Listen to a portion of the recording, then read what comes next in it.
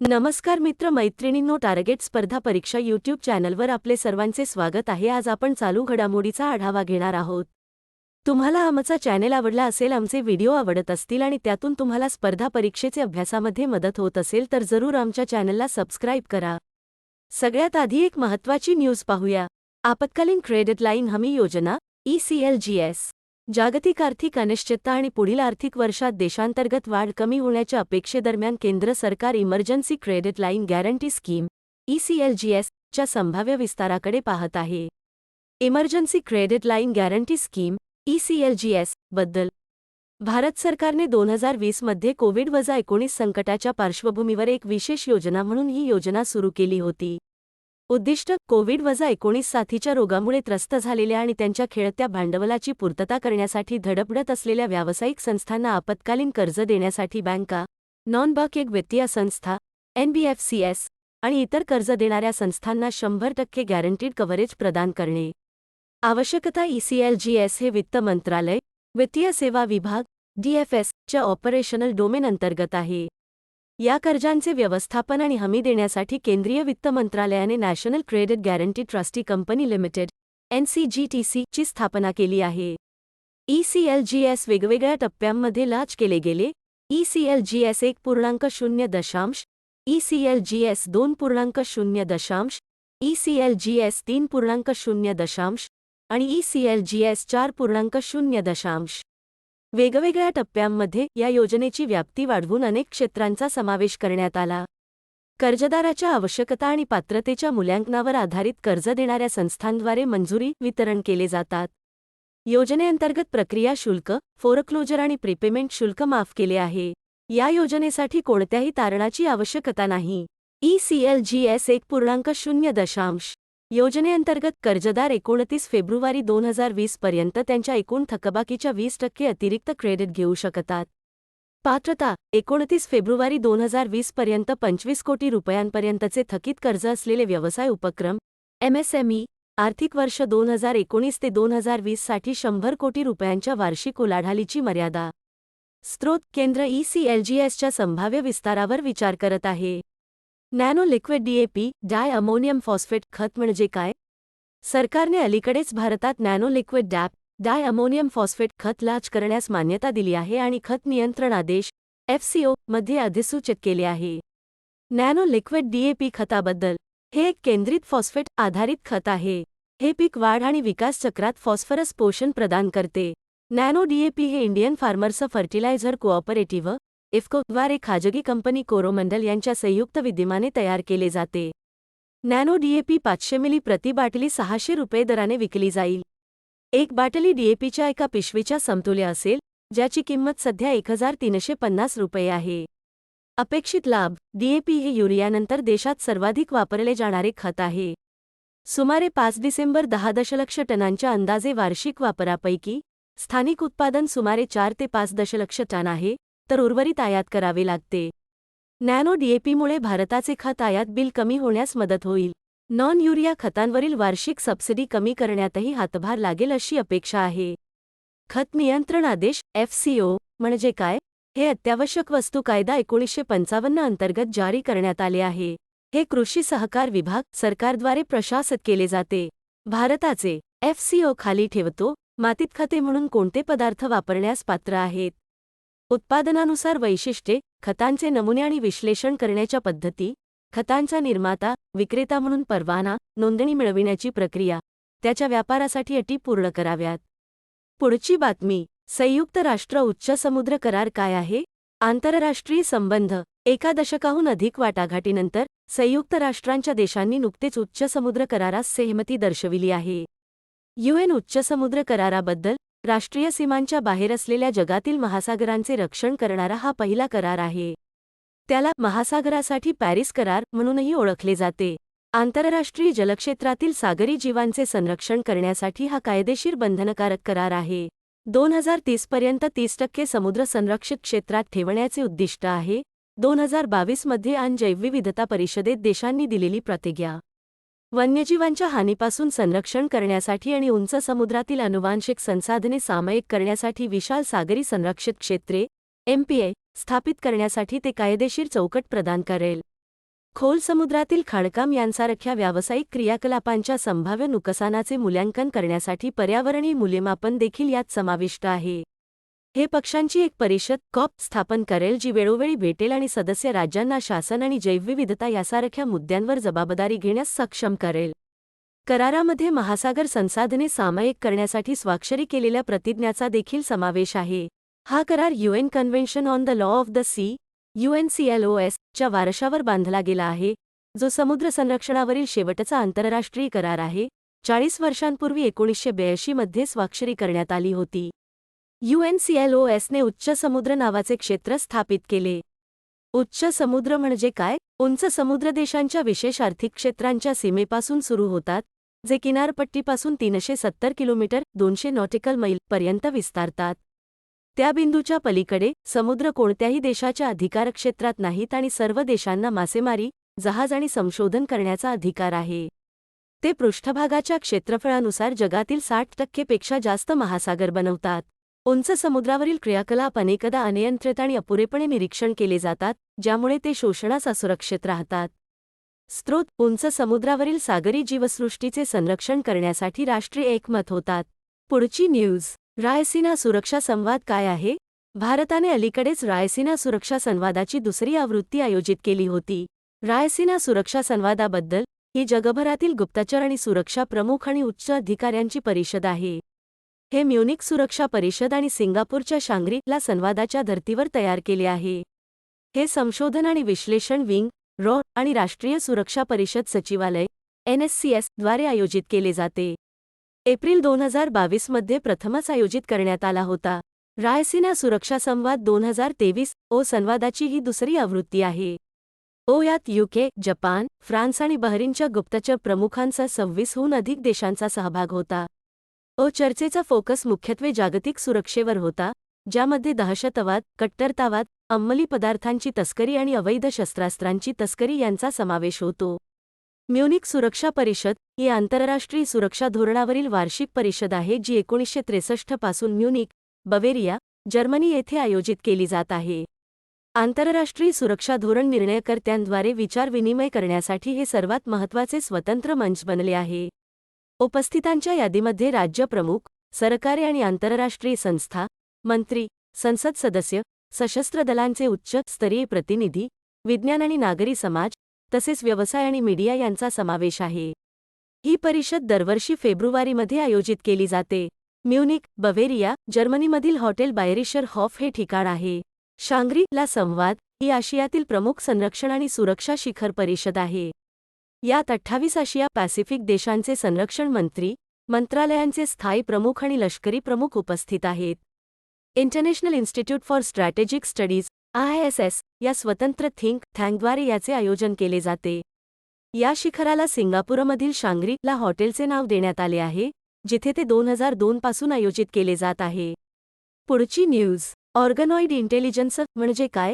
Johns Hopkins university, मधील शास्त्रज्ञांनी अलीकडेच ऑर्गनॉइड इंटेलिजन्स नावाच्या संशोधनाच्या संभाव्य क्रांतिकारक नवीन क्षेत्राची योजना आखली आहे, ज्याचा उद्देश बायोकॉम्प्युटर तयार करणे आहे. ऑर्गनॉइड म्हणजे काय? ऑर्गनॉइड्स प्रयोगशाळेत उगवलेले ऊतक आहेत जे अवयवांसारखे दिसतात. ते त्रि-आयामी रचना आहेत जे सामान्यतः साटेम पेशींपासून प्राप्त होतात.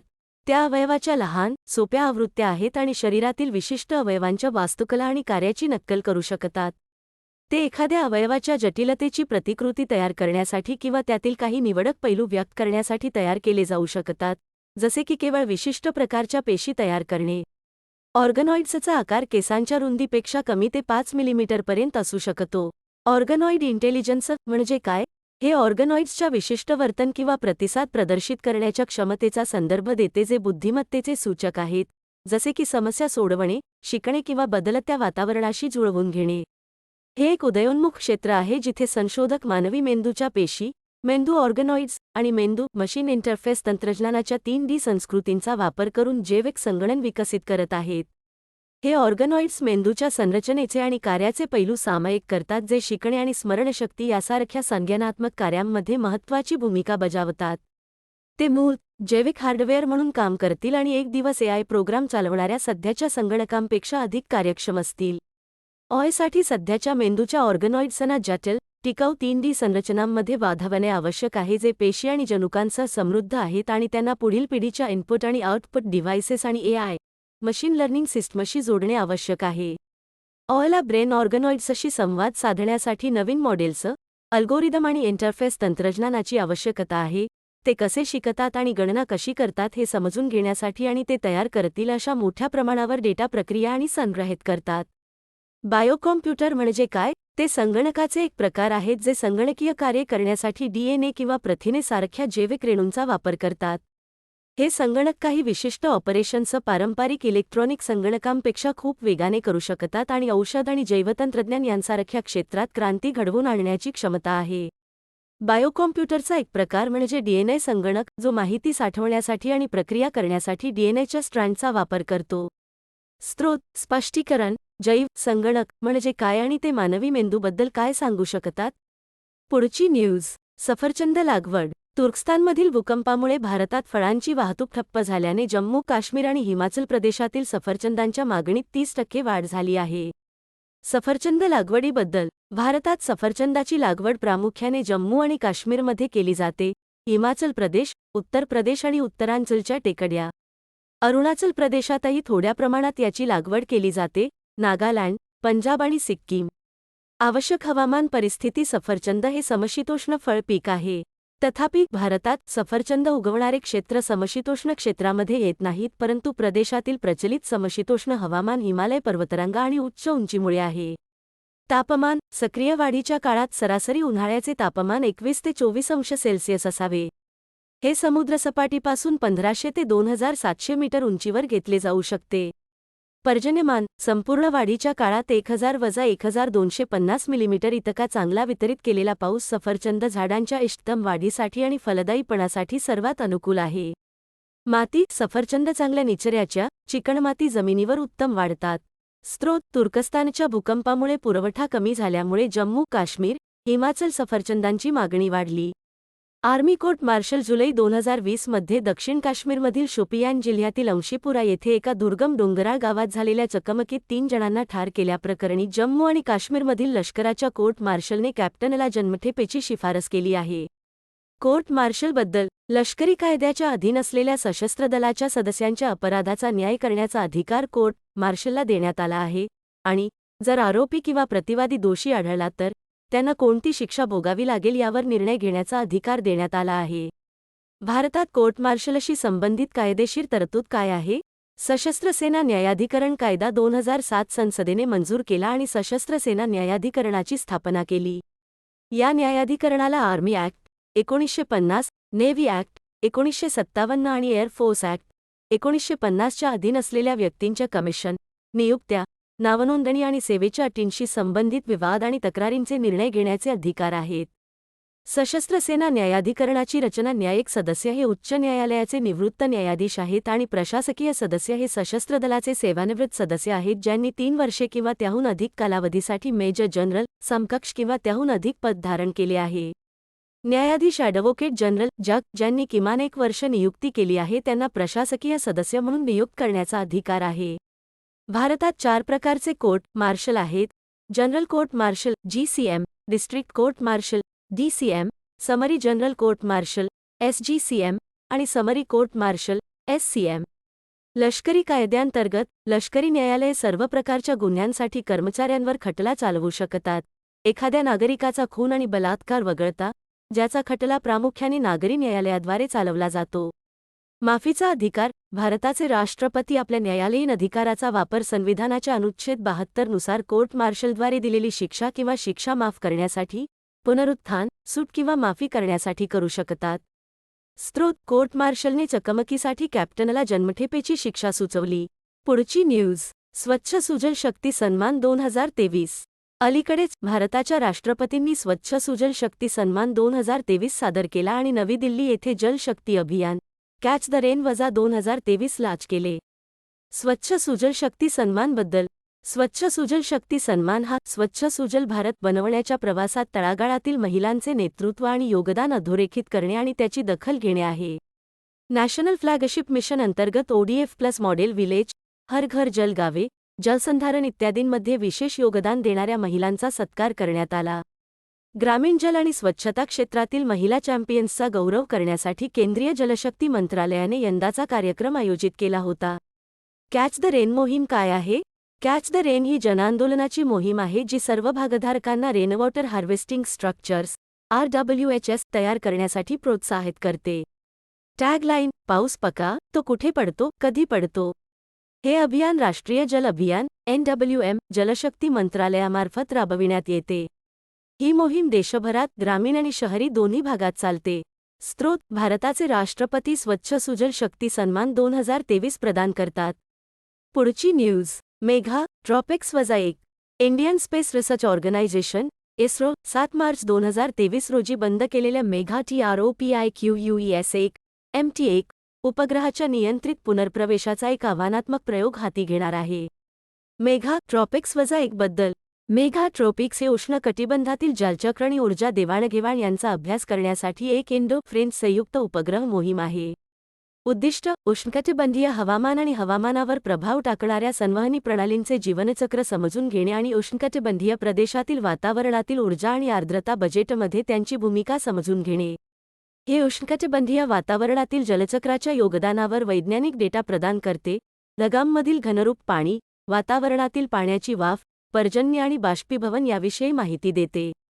त्याची वर्तुळाकार कक्षा विषुववृत्ताकडे 20 अंश झुकलेली असल्याने मेघा ट्रॉपिक हा हवामान संशोधनासाठी एक अद्वितीय उपग्रह आहे जो भविष्यवाण्या मॉडेल्सचे परिष्करण करू पाहणाऱ्या शास्त्रज्ञांना देखील मदत करेल. मेघा ट्रॉपिक्समध्ये दिवस, रात्र आणि सर्व हवामान पाहण्याची क्षमता आहे. ते भारतातून दररोज जवळजवळ डझनभर वेळा जाते, ज्यामुळे शास्त्रज्ञांना ढगांच्या उत्क्रांतीचे जवळजवळ वास्तविक वेळेचे आकलन होते. मेघा ट्रॉपिक्समध्ये खालील 4 पेलोड आहेत. Microwave analysis and detection of rain and atmospheric structures Madras CNES आणि इस्रो यांनी संयुक्तपणे विकसित केलेले imaging radiometer sounder for probing vertical profile of आर्द्रता साफेर CNES कडून रेडिएशन बजेट साठी स्कॅनर. तापमान आणि आर्द्रता रोजच्या अनुलंब प्रोफाइलिंगसाठी रेडिओ ऑकल्टेशन सेन्सर इटलीमधून खरेदी केले. स्रोत: इस्रो 7 मार्च रोजी बंद केलेल्या उपग्रहाचा नियंत्रित पुनर्प्रवेश प्रयोग हाती घेणार आहे. पुढची न्यूज. INS श्रीखंड आखाती प्रदेशात फेब्रुवारी 26 ते 23 मार्च 16 दरम्यान आयोजित आंतरराष्ट्रीय सागरी सराव कटलास एक्सप्रेस 2023 IMXCE-23 मध्ये सहभागी होत आहे. श्रीखंड बद्दल. INS श्रीखंड ही शस्त्रे आणि सेन्सर्सच्या अष्टपैलू श्रेणीने सुसज्ज असलेली फ्रंटलाईन फ्रिगेट आहे. हे जहाज भारतीय नौदलाच्या मुंबईतील वेस्टर्न फ्लीटचा एक भाग आहे. हे मार्गदर्शित क्षेपणास्त्र फ्रिगेट्सच्या तलवार श्रेणीचे आहे. हे रशियातील कॅलिनिनग्राड येथील यांतार शिपयार्डने बांधले होते. आंतरराष्ट्रीय सागरी व्यायाम कटलास एक्सप्रेस 2023 बद्दल मुख्य तथ्ये हा जगातील सर्वात मोठ्या बहुराष्ट्रीय सागरी सरावांपैकी एक आहे. भारतीय नौदलाचा हा पहिला IMX सहभाग असला तरी भारतीय नौदलाचे जहाज संयुक्त सागरी दलांद्वारे आयोजित केलेल्या सरावात सहभागी होण्याची ही दुसरी संधी आहे. कटलास एक्सप्रेसची नवीन पुनरावृत्ती प्रामुख्याने जिबूती, केनिया आणि मॉरिशसमध्ये केली जाईल. यात आफ्रिकेच्या पूर्व किनाऱ्यावर होणाऱ्या किनाऱ्यावर आधारित आणि समुद्रात प्रशिक्षण क्रियाकलापांची मालिका असेल. पश्चिम हिंदी महासागरात प्रादेशिक सुरक्षा आणि स्थिरता वाढवणे हे त्याचे उद्दिष्ट आहे. सहभागी राष्ट्रांमध्ये America, Canada, Djibouti, Madagascar, Mozambique, Mauritius, UK, Japan, Tanzania, Seychelles, France, Kenya, Georgia, Comoros आणि ग्रीस यांचा समावेश असेल. स्रोत: श्रीखंड आंतरराष्ट्रीय सागरी व्यायाम कटलास एक्सप्रेस 23 IMXCE-23 मध्ये भाग घेते. Lewis super acids. अलीकडे जर्मनीतील पॅडरबोर्न विद्यापीठातील संशोधक लुईस सुपर ॲसिड्स नावाचा उत्प्रेरकांचा एक अद्वितीय वर्ग तयार करण्यात यशस्वी झाले आहेत. लुईस सुपर ॲसिड बद्दल. लुईस सुपर ॲसिड हे रसायनशास्त्रज्ञ GN लुईस यांच्या नावावर असलेल्या लुईस ॲसिडपासून बनविलेले आहे. प्रतिक्रियांना गती देण्यासाठी रसायनशास्त्रात लुईस सुपर ॲसिड्सचा उपयोग उत्प्रेरक म्हणून केला जातो. हे संयुगे आहेत जे इलेक्ट्रॉन जोड्या जोडतात आणि मजबूत रासायनिक बांध तोडण्यासाठी आणि प्रतिक्रियांची गती वाढवण्यासाठी वापरली जाऊ शकतात. हे अत्यंत प्रतिक्रियाशील अभिकर्मक आहेत, त्यामुळे उत्पादन करणे आणि वापरणे कठीण आहे. हे non biodegradable fluorinated hydrocarbons Teflon सारखे पुन्हा टिकाऊ रसायनांमध्ये रूपांतरित करण्यास सक्षम करते. ते सल्फर हेक्साफ्लोराइड सारख्या हवामानास हानिकारक हरितगृह वायूंचे शाश्वत वायूमध्ये रूपांतर करू शकते. लुईस ॲसिड आणि बेस म्हणजे काय? लुईस ॲसिड हा हायड्रोजन आयन H अधिक सारखा इलेक्ट्रॉन जोडी स्वीकारणारा आहे. लुईस बेस हा हायड्रॉक्साईड O आयनसारखा इलेक्ट्रॉन जोडी दाता आहे. स्रोत सर्वांसाठी विज्ञान. लुईस सुपरॲसिड काय आहेत? पुढची न्यूज. स्वामी निधी 2019 मध्ये स्थापन झाल्यापासून स्वामी फंडाने 20,557 हून अधिक घरे पूर्ण केली आहेत. स्वामी निधीबद्दल परवडणाऱ्या आणि मध्यम उत्पन्नाच्या घरांसाठी विशेष विंडो SWAMIH गुंतवणूक निधी आय हा भारतातील सर्वात मोठा सामाजिक प्रभाव निधी आहे जो विशेषतः तणावग्रस्त आणि रखडलेले निवासी प्रकल्प पूर्ण करण्यासाठी तयार करण्यात आला आहे. हा निधी भारत सरकारच्या वित्त मंत्रालयाने प्रायोजित केला आहे आणि SBI CAP ventures limited state bank group कंपनीद्वारे व्यवस्थापित केला जातो. भारतात किंवा जागतिक बाजारपेठेत या फंडाचा कोणताही पूर्व किंवा तुलनात्मक समवयस्क निधी नाही. हा सेबीकडे नोंदणीकृत श्रेणी 2F alternate investment fund debt fund आहे. फंड प्रथमच विकासक, अडचणीत सापडलेले प्रकल्प असलेले प्रस्थापित विकासक, रखडलेल्या प्रकल्पांचा खराब ट्रॅक रेकॉर्ड असलेले विकासक, ग्राहकांच्या तक्रारी आणि NPA खाती आणि अशा प्रकल्पांचाही विचार करत असल्याने ज्या प्रकल्पांमध्ये खटले सुरू आहेत अशा प्रकल्पांसाठी अंतिम उपाय म्हणून हा निधी मानला जातो. अडचणीत असलेले प्रकल्प. पर्यायी गुंतवणूक निधी म्हणजे काय?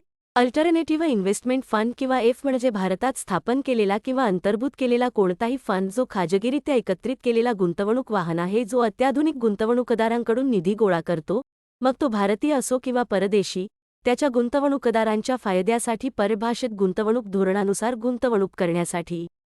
स्रोत स्वामी फंडाने 2019 मध्ये स्थापनेपासून 20,557 घरे पूर्ण केली. ग्रेट सीहॉर्स कोरोमंडल किनाऱ्यावरील मोठ्या प्रमाणात मासेमारी केल्यामुळे मोठ्या समुद्री घोड्याला ओडिशाच्या दिशेने परिश्रमपूर्वक स्थलांतर करण्यास भाग पाडले. ग्रेट सीहॉर्सबद्दल मोठे समुद्री घोडे तुलनेने खोल पाण्यात आढळतात. हे ओव्होविव्हिपेरस आहेत आणि नरजिवंत राहण्यास तरुणांना जन्म देतात. त्यांच्यामध्ये काही वैशिष्ट्ये देखील आहेत, जसे की लहान शरीराचा आकार, जलद वाढ आणि उच्च उपज, जे शोषणाच्या उच्च पातळीला लवचिकता प्रदान करू शकतात. जगभरात समुद्री घोड्यांच्या 46 प्रजाती ज्ञात आहेत. भारताच्या किनारी परिसंस्थेमध्ये इंडो पॅसिफिकमध्ये आढळणाऱ्या 12 प्रजातींपैकी 9 प्रजाती आहेत, जे समुद्रातील घोड्यांच्या लोकसंख्येसाठी हॉटस्पॉट आहे. ते सीग्रास, खारफुटी, मॅक्रोअल्गल बेड आणि कोरल रीफ यांसारख्या विविध परिसंस्थांमध्ये वितरित केले जातात. या 9 प्रजाती लक्षद्वीप आणि अंदमान आणि निकोबार बेटांव्यतिरिक्त गुजरात ते ओडिशापर्यंत 8 राज्ये आणि 5 केंद्रशासित प्रदेशांच्या किनारपट्टीवर वितरित केल्या आहेत. ते गरीब जलतरणपटू आहेत परंतु त्यांच्या लोकसंख्येचे अस्तित्व सुनिश्चित करण्यासाठी राफ्टिंगद्वारे, मॅक्रोअल्गी किंवा महासागरातील प्रवाहांद्वारे विखुरण्यासाठी प्लास्टिकच्या ढिगाऱ्यांसारख्या तरंगत्या थरांना चिकटून राहून नवीन अधिवासांमध्ये स्थलांतर करतात. संवर्धन स्थिती IUCN असुरक्षित साइट्स. परिशिष्ट 2 स्रोत जास्त मासेमारी करून कोरोमंडलातून उत्तम समुद्री घोडे बोल्ट करतात. स्क्रब टायफस म्हणजे काय? अलीकडे वेल्लोर, तामिळनाडू येथील ख्रिश्चन मेडिकल कॉलेज आणि PGIMER चंदीगडमधील संशोधकांच्या पथकाने असे आढळून आले की गंभीर स्क्रब टायफससाठी अँटीबायोटिक कॉम्बो सर्वोत्तम आहे. स्क्रब टायफसबद्दल. स्क्रब टायफस हा ओरिएंटिया सुत्सुगामुशी बॅक्टेरियामुळे होणारा जीवघेणा संसर्ग आहे जो दक्षिण आणि आग्नेय आशियामध्ये सार्वजनिक आरोग्यासाठी एक मोठा धोका आहे. संक्रमित चिगर्स, लाव्हा माइट्स चाव्याद्वारे लोकांमध्ये पसरतो. लक्षणे. स्क्रब टायफसच्या सर्वात सामान्य लक्षणांमध्ये ताप, डोकेदुखी, अंगदुखी आणि कधीकधी पुरळ यांचा समावेश होतो.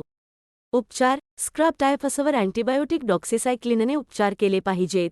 डॉक्सिसायक्लिन कोणत्याही वयोगटातील व्यक्तींमध्ये वापरली जाऊ शकते. या आजारावर कोणतीही लस उपलब्ध नाही.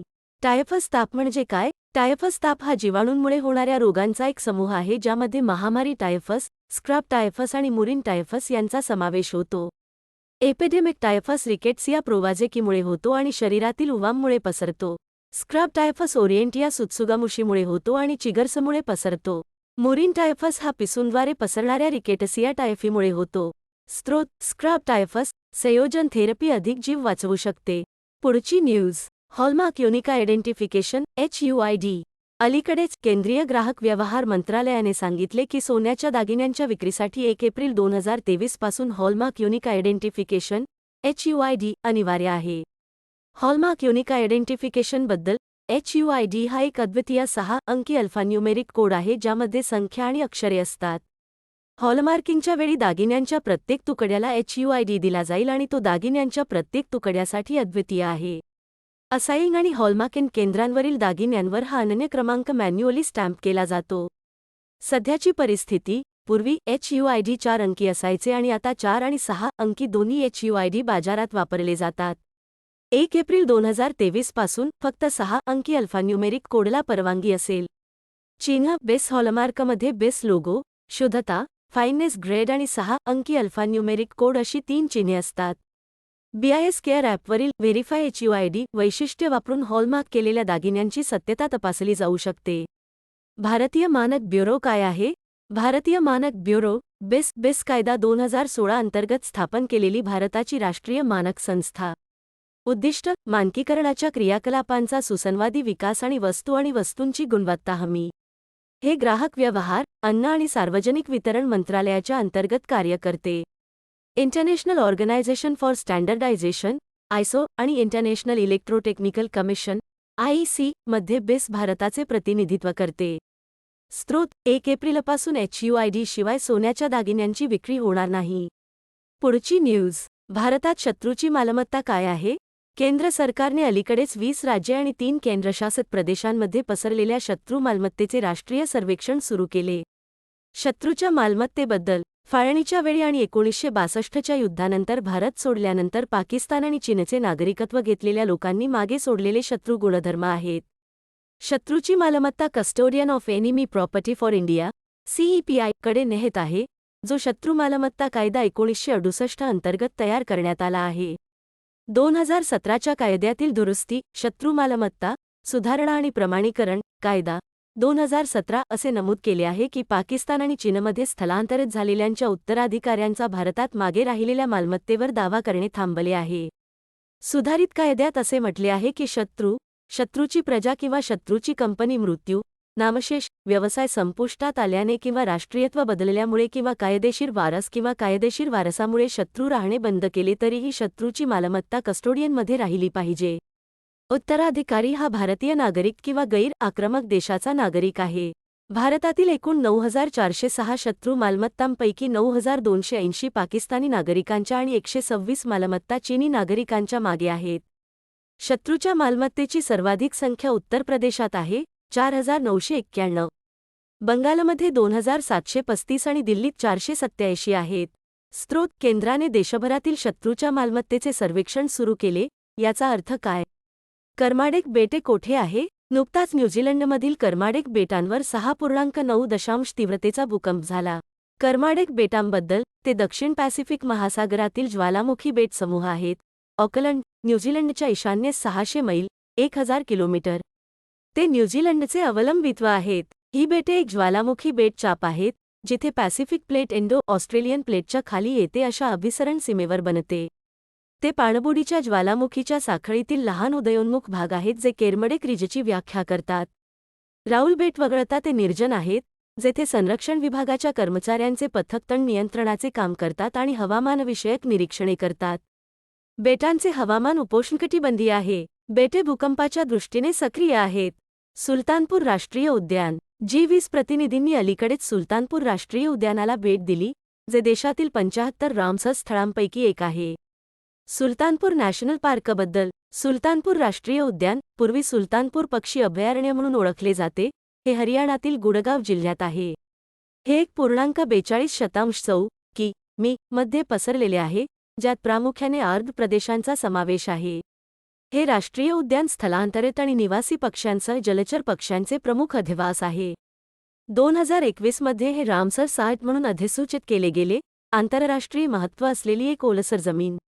वनस्पती: उष्णकटिबंधीय आणि कोरडे पानझडी. वनस्पती: गवत, ओक, खैर, तेंदू, बेर, जामुन, वटवृक्ष, कडुनिंब, बर्बेरिस, बाभूळ निलोटिका आणि बाभूळ कासव.